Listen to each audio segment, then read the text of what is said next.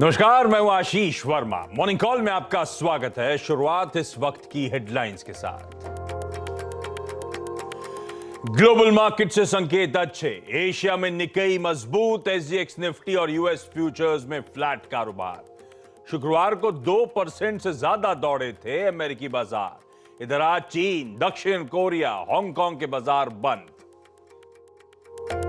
Supply की चिंताओं से कच्चे तेल में बड़ी तेजी, भाव 3% चढ़कर $92 के निकला पार। ओएनजीसी, ऑयल इंडिया और एचओईसी जैसी कंपनियों पर रहेगा फोकस। पॉलिएस्टर कारोबार में रिलायंस का एक और बड़ा निवेश, 1592 करोड़ रुपीस में खरीदा सुबलक्ष्मी पॉलिएस्टर्स का पॉलिएस्टर कारोबार। सब्सिडियरी रिलायंस पॉलिएस्टर के जरिए हुआ सौदा। डेयरी शेयरों पर आज रखें नजर। पीएम मोदी सुबह 10:30 बजे करेंगे वर्ल्ड डेयरी समिट का उद्घाटन। गृह मंत्री अमित शाह और डेयरी इंडस्ट्री के दिग्गज होंगे शामिल। आ जाएंगे अगस्त रिटेल महंगाई दर और जुलाई आईआईपी ग्रोथ के आंकड़े। हल्की बढ़ोतरी के साथ करीब 6.25% सीपीआई संभव व इंडस्ट्रियल प्रोडक्शन में दिख सकती है गिरावट। और श्रीलंका ने छठी बार जीता एशिया कप। फाइनल में पाकिस्तान को 23 रनों से दी करारी मात। चले भाई, सोमवार की सुबह नए हफ्ते की शुरुआत होती हुई और एक इंटरेस्टिंग हफ्ता हमारे सामने। इस हफ्ते बहुत सारे important economic events lined up हैं। और जब इकोनॉमिक इवेंट्स कर रहा हूं उसमें भी अलग कर लीजिए वो सारे मंथली इन्फ्लेशन के आंकड़े। आज शाम को हमारा अगस्त सीपीआई का नंबर सामने आएगा। कल यूएस का आना है और ऐसे करके झड़ी लगती चली जाएगी। और ये बहुत इंपॉर्टेंट होने वाला है सारे सेंट्रल बैंक्स के एक्शन से पहले। ये अगस्त इन्फ्लेशन, ये नंबर्स जो इस हफ्ते आने हैं। खैर, इन सब पे आगे आऊंगा, डिटेल में बातचीत होनी है। 8 बजे के शो में और भी चर्चा करूंगा। लेकिन इस समय के जो क्यूज है वो आपकी स्क्रीन पर हल्के हरे निशान के साथ इस नए हफ्ते की हम लोग शुरुआत करते हुए नजर आएंगे। 28-29 अंक की मजबूती के साथ शुरुआत होने के इंडिकेशंस। दरअसल यूएस का सेशन जो फ्राइडे का था वो आपकी स्क्रीन पर आएगा। बढ़िया मोमेंटम, स्क्रीन पे तेजी और फाइनली 1.25% से 2.25% तक का अक्रॉस बेंचमार्क उछाल देखने को मिला यूएस में। और ये बैक टू बैक 3 हफ्तों के बाद पिछला हफ्ता यूएस में वीक ऑन वीक बढ़िया गेन्स। और ये बावजूद इसके कि फेड को लेकर तमाम कंसर्न्स बने हुए हैं, लेकिन मार्केट्स में मोमेंटम बढ़िया बनता हुआ लास्ट वीक नजर आया, एटलीस्ट यूएस के। तो वो आपकी स्क्रीन पे प्ले आउट होता हुआ। और आज सुबह के यूएस के फ्यूचर्स भी फ्लैट, स्लाइटली इन ग्रीन ही कामकाज कर रहे हैं। तो तब और अब एक बार स्क्रीन पर आएगा हमने जो फ्राइडे को 3:30 बजे छोड़ा था और आज सुबह जो हाल है, ये जो 250 पॉइंट 200 पॉइंट के आसपास डाउ फ्यूचर की तेजी हमें डाइजेस्ट करनी है। लाइकवाइज बाकी के बेंचमार्क्स में भी यही हाल है। क्रूड हेडलाइन में जरूर मेंशन है कि $92 के पार निकल गया था, लेकिन ध्यान रखिएगा वो थोड़ा सा कूल ऑफ होना वापस शुरू हो गया। तो ऐसा कोई एडवर्स वहां पे भी मूव नहीं है। हमने जो छोड़ा था और ये कुछ गड़बड़ आ गया है। 104 कहां पहुंच गया? डीजल लगा ना चाहिए था सुबह, गलत है ये। 90.8 की जगह इस समय 91.8 के आसपास के लेवल्स हैं। तो $1-8 का एडजस्टमेंट हमें, अदरवाइज वीकेंड पे उछला जरूर था, कूल ऑफ होकर अभी $1 का डिफरेंशियल बचा रहेगा। ऐसा कुछ दिक्कत नहीं है। तो सारे क्यूज ठीक ठाक 10 के 10 आपको नजर आएंगे। इक्विटीज का रुझान कंटिन्यू होता हुआ। ऐसे में आज के ग्लोबल संकेत हैं कैसे, हर्षदा बगल में बैठी, इनसे बातचीत होगी। और इस हफ्ते आपकी स्क्रीन पर आ जाएंगे, मदद करने के लिए हैं आशीष बहेती साहब। बहेती साहब, गुड मॉर्निंग। बस आ रहा हूं आपके पास, फिर मार्केट्स की चाल समझी जाएगी आपसे। मूड कैसा? आशीष, मूड तो ठीक है क्योंकि फ्राइडे के सत्र में हमने देखा था एक अच्छा पुल बैक देखने को मिला था अमेरिकी मार्केट्स में, जो काफ़ी प्लेजेंट था। तो 300 पॉइंट से ज़्यादा की बढ़त पर दरअसल अमेरिका वहाँ जाकर टिका और ऐसा कोई नेगेटिव स्टांस देखने को नहीं मिला है लार्जली। जो भी कमेंट्री हुई या फिर जो पूरा दिन का ट्रेड था। और सिर्फ डाउ ही नहीं, हमने देखा डाउ के साथ साथ S&P, नैस्डैक सब में तेज़ी देखने को मिली। तो ये दरअसल ब्रॉड ब्रेथ देखी गई थी और लगभग सभी सेक्टर्स ने हिस्सा लिया है पिछले सत्र की तेजी में। गौर करने वाली बात यह है कि टेक्नोलॉजी काउंटर्स में खरीदारी लौटती हुई दिखाई दी। कुछ मीडिया स्टॉक्स थे जहां पर हमने देखा एक अच्छा खासा डिसेंट मूव देखने को मिला था। तो अलग अलग पॉकेट्स में हमने देखा वो स्ट्रेंथ नजर आई और वो स्ट्रेंथ दरअसल टिकती हुई दिखाई दी स्क्रीन पर, वो अच्छा संकेत। दूसरी तरफ एक और चीज जिस पर मार्केट दरअसल नजरें बनाकर बैठा हुआ था कि जो बॉन्ड यील्ड थी वो करीब करीब 14 साल के हाईस को छूती हुई दिखाई दी थी। 2 साल का स्पेशली जो बॉन्ड यील्ड है वो 3.5% के पार निकलती हुई दिखाई दी, तो उस पर नजरें रखी हुई थी और वो इंडिकेट कर रही थी कि यहाँ से ब्याज दरें आगे बढ़ती हुई दिखाई देंगी। इनफैक्ट वही एक स्टोरी है, उसके आगे हम जा नहीं रहे हैं। डॉलर इंडेक्स में हल्का सा दबाव देखने को मिला, करीब 0.5% कूल ऑफ ये होता हुआ दिखाई दिया। 20 और 21 की सितंबर की जो फेडरल रिजर्व की बैठक होने वाली है उस पर ही सबसे ज्यादा सबकी नजरें हैं। इससे पहले federal reserve governor Christopher Waller ने एक बयान दिया कि सिग्निफिकेंट इंटरेस्ट रेट हाइक्स आती हुई दिखाई देंगी जब सेंट्रल बैंक मिलेगा 20 और 21 तारीख के बीच में।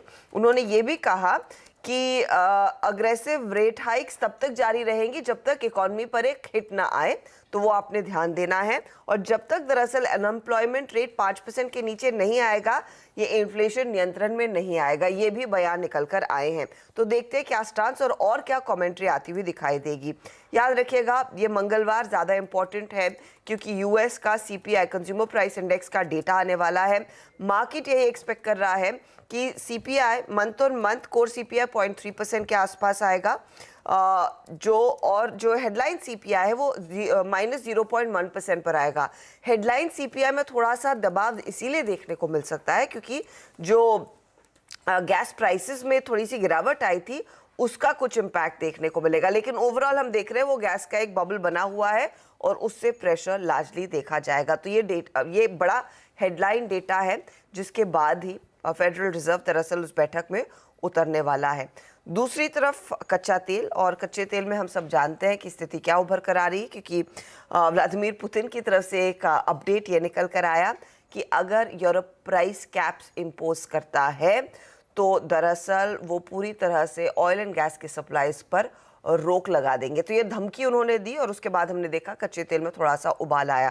ऑफ कोर्स फ्राइडे को हम सुन भी रहे थे कि ईयू ने दरअसल उन प्राइस कैप्स का जिक्र किया है, लेकिन क्या क्वांटम रहेगा प्राइस कैप का उसकी घोषणा नहीं हुई है।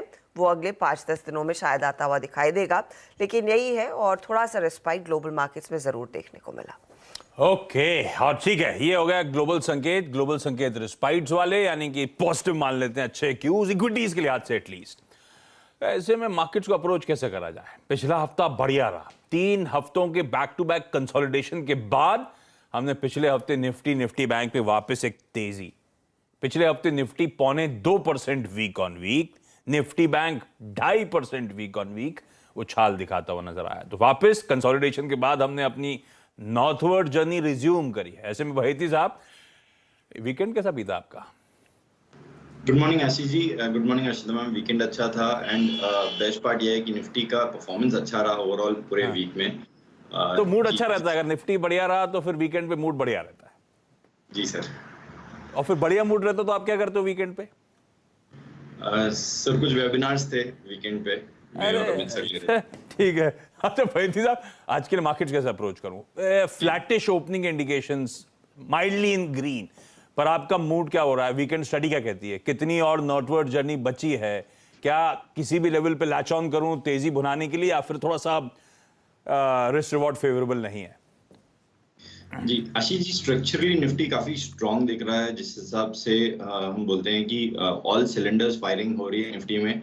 आईटी जो एक लैकलस्टर था उसमें भी फ्राइडे के सत्र में हमने सेकेंड हाफ में जाते जाते एक अच्छा मूव देखने मिला, और नैस्डैक में जिस हिसाब से 2% का अप मूव था, मुझे लगता है कि आज भी आईटी के तरफ से एक अच्छा कंट्रीब्यूशन आता हुआ दिख सकता है। ओवरऑल एक 18,000 अप्रोच कर रहा है निफ्टी, तो एक नर्वसनेस जरूर है निफ्टी में, बट स्ट्रक्चरली काफी स्ट्रांग दिख रहा है। हमें लगता है कि स्ट्रैटेजी शुड बी की बाय ऑन डिप्स रहनी चाहिए, कोई भी डिप आए उसे यूज करना चाहिए बाइंग के अपॉर्चुनिटी के हिसाब से। जिस हिसाब से ओआई डेटा सजेस्ट कर रहा है, करीब 0.9 का पीसीआर खड़ा है, और थोड़ा सा एक जरूर हर्डल रहेगा 18,000, बट अगर वो क्रॉस हो जाता है तो निफ्टी में बहुत अच्छी तेजी देखने मिल सकती है वहां से। Strategy for the day should be कि 17,950 के टारगेट के लिए खरीदारी की सलाह रहेगी। जो स्टॉप लॉस मेंटेन करना है निफ्टी में वो है 17,770 का। अगर मैं वही बैंक निफ्टी की बात करूं तो बैंक निफ्टी वेल प्लेस्ड है कंपेयर टू निफ्टी। एक की साइकोलॉजिकल लेवल था 40,000, जिसे बैंक निफ्टी ने कंफर्टेबली पिछले वीक क्रॉस किया और बैंक निफ्टी के स्पेसिफिकली पीएसयू बैंक्स में एक अच्छी बाइंग इंटरेस्ट देखने मिल रही है। आईसीआईसीआई बैंक अपने वापस ऑल टाइम हाई, तो बैंक निफ्टी के सारे कॉन्स्टिट्यूएंट्स काफी स्ट्रेंथ दिखा रहे हैं। एक range breakout already bank Nifty में ने दे दिया है। हमें लगता है कि यहाँ से और बड़े लेवल्स बैंक निफ्टी में देखने मिल सकते हैं, तो खरीदारी की सलाह रहेगी बैंक निफ्टी में भी। 40,200 के करीब का एक स्टॉप लॉस मेंटेन कीजिएगा और 40,900 तक के फर्स्ट टारगेट के लिए बैंक निफ्टी में खरीदारी की सलाह है। बढ़िया है भाई, structurally positive, firing on all cylinders. Recommendation जो है भैती साहब की, वो आपको आपकी स्क्रीन पर नजर आएंगी। खरीदारी करने का मन निफ्टी बैंक में, लेवल्स प्लीज नोट डाउन करिएगा। खैर, मैं भैती साहब का लौटता हूं आगे एक दो बढ़िया स्टॉक स्पेसिफिक एक्शन टैप करने के लिए, लेकिन पहले सुमित के पास चलते हैं, जान लेते हैं आज के important stocks in news. Good morning. Morning Ashish. देखिए, आज खबरों के लिहाज से थोड़ा पिकअप वापस बनेगा। तो पहला नाम जो है वो है रिलायंस इंडस्ट्रीज का, जहां पे कंपनी की सब्सिडरी रिलायंस पॉलिस्टर लिमिटेड ने सुबह लक्ष्मी पॉलिस्टर्स और साथ साथ शुभ लक्ष्मी पॉलिटेक्स, ये दो कंपनियों को खरीदा है। करीब 1522 करोड़ रुपए और 70 करोड़, ये करीब 1592 करोड़ रुपए के टोटल कॉस्ट में यहाँ पे एक्विजिशन हुआ है। तो रिलायंस इंडस्ट्रीज के ऊपर आप नजर बनाकर रखेंगे। अच्छा, पूरी डेयरी स्पेस के ऊपर आज आपको नजर बनाकर रखनी होगी, जहाँ पे जो पीएम की तरफ से जो पूरा स्पेस है वो आज यहाँ पर बात हुआ कि पीएम की तरफ से एक नई योजना की शुरुआत होने वाली है, जहाँ पे पीएम अमित शाह और तमाम जो यूनियन मिनिस्टर्स होंगे वो करीब 1500 डेलीगेट्स वो जो है यहाँ पर वर्ल्ड डेयरी समिट की शुरुआत करने जा रहे हैं। नोएडा में 4 दिन का समिट शुरू होने जा रहा है। तमाम डेयरी कंपनियाँ, जिसमें डोडला डेयरी, हेडसोन एग्रो, उमंग डेयरी, ऐसी जो तमाम कंपनियां हैं, इनके ऊपर आपको नजर बनाकर रखनी होगी। अच्छा, एक इंटरेस्टिंग न्यूज़ फ्लो जो आपको दिखाई पड़ेगा वो दिखाई पड़ेगा ओबरॉय रियल्टी में, जहां पे कल इन्होंने एक नोटिफिकेशन दिया है। एक एजेंसीज के हवाले से खबर आई थी कि इन्होंने 2 यूनिट बेची हैं। अपस्केल प्रोजेक्ट है इनका वर्ली में, जिसका 36 वेस्ट के नाम से प्रोजेक्ट है वर्ली में। 150 करोड़ रुपए में इन्होंने सिर्फ इसमें 2 प्रोजेक्ट बेचे हैं, तो 2 फ्लैट बेसिकली वो बोले गए, जिसको इन्होंने बेचा है। 16,072 स्क्वायर फीट की ये 2 यूनिट्स हैं जो कि इन्होंने बेचे हैं, और एवरेज रियलाइजेशन करीब 93,952 रुपए पर स्क्वायर फीट, ये रेट आता हुआ दिखाई पड़ा। तो ओबरॉय रियल्टी पे आप नजर बना कर रखेंगे।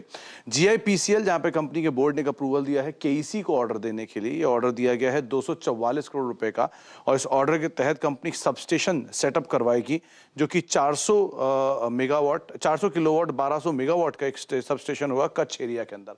तो ये जीआईपीसीएल की तरफ से एक अपडेट आता हुआ दिखाई पड़ा। और ओएनजीसी, जहां पे कंपनी ने 6 कॉन्ट्रैक्ट किए हैं स्मॉल फील्ड्स को लेकर, DSF3, और 2 कॉन्ट्रैक्ट किए हैं सीबीएम ब्लॉक को लेकर राउंड 2021 में। तो ये कुछ अपडेट ओएनजीसी की तरफ से आए हैं, तो इनके ऊपर भी आपको नजर रखनी होगी। 2 यूनिट्स बेचे 150 करोड़ के? जी, फ्लैट हैं ये रहने वाले? मतलब मैं कल जब ये न्यूज़ देख रहा था कोजेंसीज पे, तभी मुझे लगा कि इतना बड़ा प्रोजेक्ट इन्होंने 2 बेचा है 150 करोड़ रुपए में, लेकिन उन्होंने ये बात मेंशन की है कि ये 2 यूनिट्स को बेचे हैं, और ये जो इसका एरिया भी मेंशन किया गया है वो करीब 16,072 स्क्वायर फीट का, और ये 2 सेपरेट फ्लोर्स पर हैं, और 95,000 रुपये रियलाइजेशन वर्ली में। तो आप अंदाजा लगा ही सकते हैं किस तरह का मासिव सेल ओबरॉय दे रहा है। गजब है भाई, रखिए रियल एस्टेट को रडार पे। भाई साहब, सुना वीकेंड में बहुत बारिश हो रही थी पूना में? जी आशीष जी, काफी अच्छा वेदर हो रखा है पुणे में। वीकेंड काफी अच्छा था, प्लेजेंट था। भाई साहब, आज के स्टॉक आइडियाज कौन से? जी आशीष जी, एलटीटीएस पे खरीदारी की सलाह रहेगी। जिस हिसाब से स्ट्रक्चर चेंज हुआ है एलटीटीएस का, पूरे आईटी स्टॉक्स में एक अच्छी बाइंग देखने मिली। हमें लगता है कि ये बाइंग कंटिन्यू रहेगी यहाँ से। तो 3700 का स्टॉप लॉस लगाकर खरीदारी की सलाह है। जो टारगेट है वो 3840 के लिए। Larsen and Toubro technology services, LTTS, खरीदारी करने का कॉल। फ्राइडे की हाईलाइट थी आईटी में वापस वो मोमेंटम लौटना।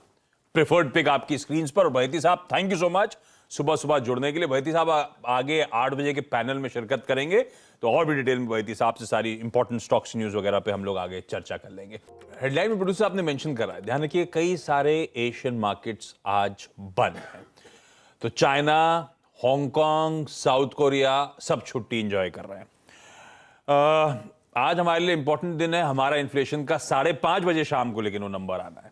आईआईपी ठीक है, लेकिन सारा तो इंपॉर्टेंट सीपीआई का वो नंबर, जिसपे हम लोग कल सुबह चर्चा और रिएक्ट कर रहे होंगे।